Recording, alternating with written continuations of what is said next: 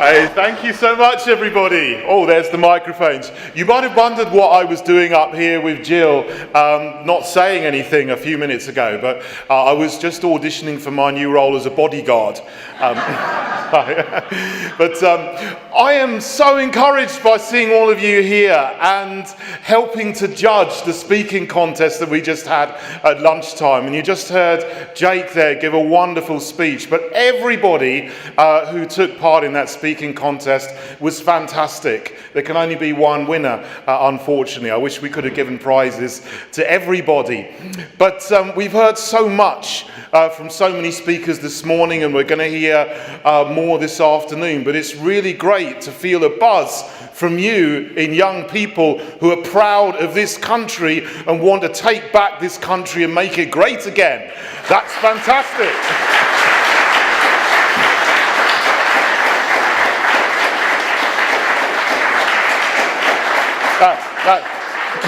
That's the end of my speech. Sorry, no. That's just the beginning of my speech. That's what we're all about in UKIP. We heard a lot today about political correctness, and that is something that most people in this country absolutely hate. I'm 47 years old. I was a young person. I was in my 20s in the 1990s. And that was a really great time to be young for me. I enjoyed it. The Berlin Wall had come down and 9/11 hadn't yet happened. So there was a great buzz among young people, and I didn't think, what's the colour of this person's skin? What's this person's sexual identity? And all these other things that we think of today in terms of political correctness and protected characteristics. And all these things that are written into our laws that say, if you say the wrong thing, then you should be penalised or punished or even dragged through the courts just for saying something which is an obvious truth. I speak a lot about what's happening in education. And one of the crazy things that's happening in our country today that no one had even heard of maybe 4 years ago is the whole transgender agenda. And we hear today of teachers who misgender pupils in their class and are then fired for what they've done. They call a girl or a boy, and so on. And this is just one of the things that Gerard was talking about earlier, which shows that we have actually gone insane as a nation. Because in the 20 or 25 years since I was young to where we are now, political correctness has taken on such a hold and been moved so far forwards in the political agenda that it's almost stifling and suffocating. And you feel, as you walk around today, what can I say? I have to watch my back. You never know who's going to be there with a mobile phone, phoning you, taking a picture of you, making a video of you, and reporting it to the police. It's like we're in East Germany with the Stasi, and 1/3 of the population there were employed by the state to inform on each other.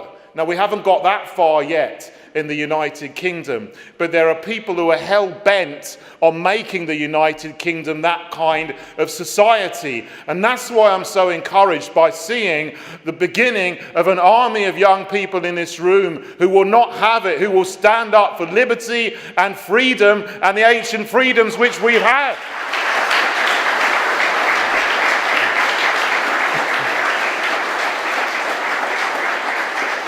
So, thank you all so much. I must say thank you because you run the gauntlet of useful idiots who are in front of the building this morning. And they are useful idiots because a lot of them think that they're doing the right thing by standing out here and protesting. Because our universities used to be places where you could go and expand your mind. And you learn knowledge and you come up with new ideas and new technologies. And that still happens in some of our universities, surprisingly, it does. But there's a lot of people who go to university and they study subjects which make them more stupid at the age of 21 than when they went in at the age of 18. And then they go and join a progressive liberal, leftist, cultural Marxist political parties, and they think that they're doing the right thing. But they're actually taking away our freedom, and they're trying to dismantle the very fabric of our nation. And what you, as young people, may not learn in school, and what people in universities don't learn, is that this is a good country. This is a country to be proud of.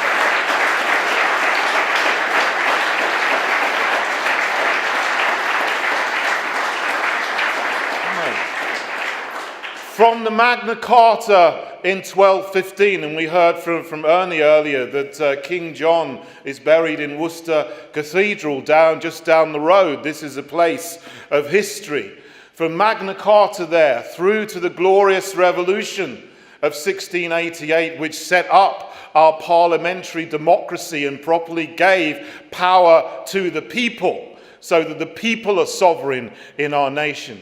To the abolition of slavery in 1807. Yes, 3 centuries of slavery are bad, but this is the first country ever in history to abolish slavery of its own volition, because we saw it as bad. And we saw that all people are created equal, and all people have equal dignity, and all people are equal before the law.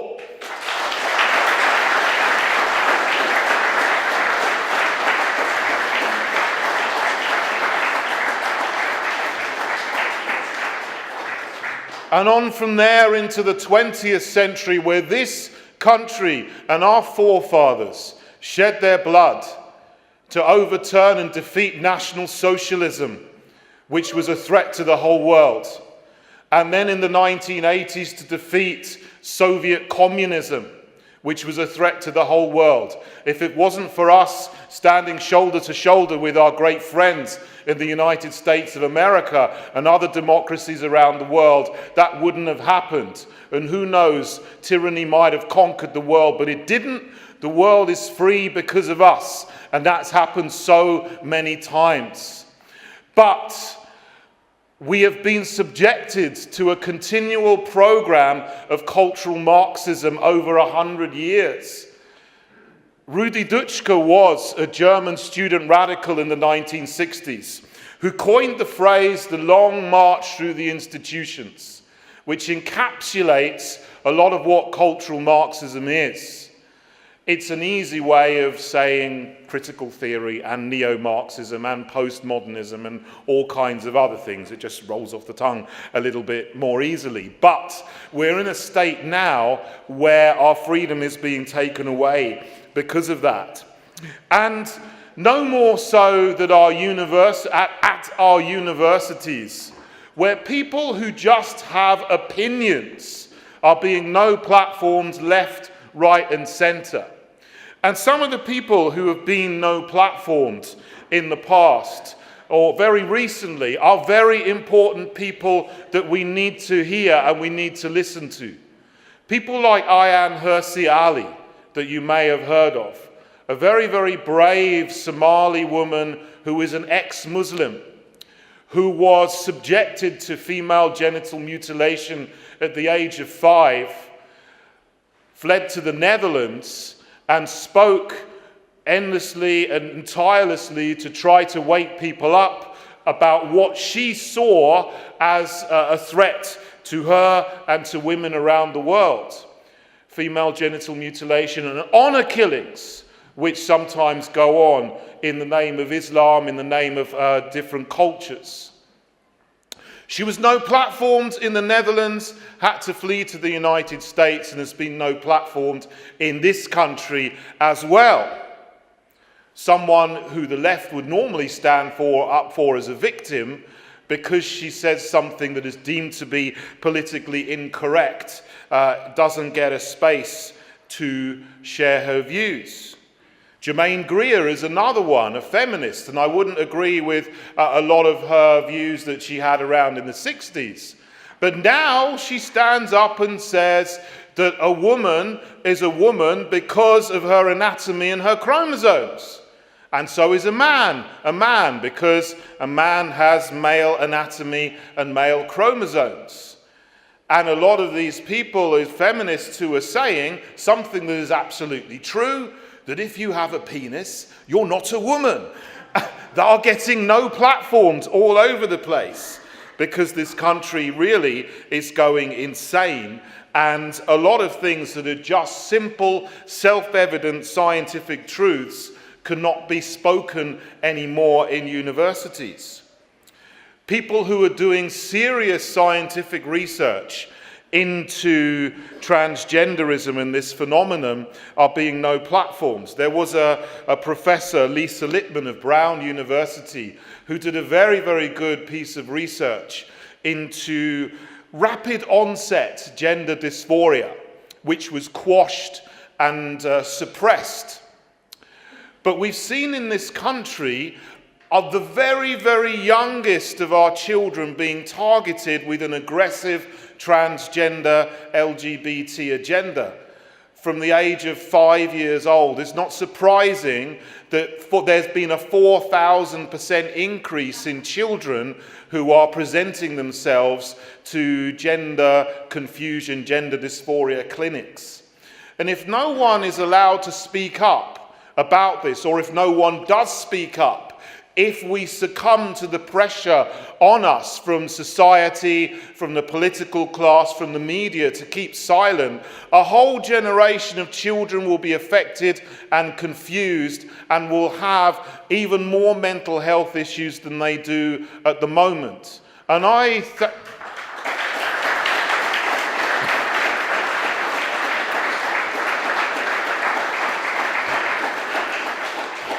And I'm so thankful that you are a group of people in a political party that are committed to truth, that are committed to freedom and liberty. I think my time is nearly up, unfortunately. But I will say just a few things that you can do. Sign petitions.